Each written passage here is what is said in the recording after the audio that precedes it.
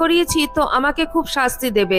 মা ঘরে এসে গোপালকে ভেজা কাপড়ে দেখে খুব রেগে গেল। রেগে গিয়ে গোলুকে বললেন, তুই নিশ্চয়ই গোপালের উপর জল ঢেলেছিস। গোলু মাকে অনেক বোঝানোর চেষ্টা করেও ব্যর্থ হলো। মা গোপালের ভেজা কাপড় বদলে দিলেন। পরের দিন মা গোলুকে সবজি আনতে বললেন। তখন ফের গোপাল গোলুর সঙ্গে গেল। এবার মা গোপালের কাপড়ে সবজির দাগ দেখতে পেলেন। রেগে গিয়ে আবার গোলুকে বকলেন, বললেন, তুই জানিস না ইনি আমাদের ভগবান, আর তুই ভগবানের সাথে দুষ্টুমি করছিস? আজ আবার তুই গোপালের কাপড়ে সবজির নোংরা লাগিয়েছিস।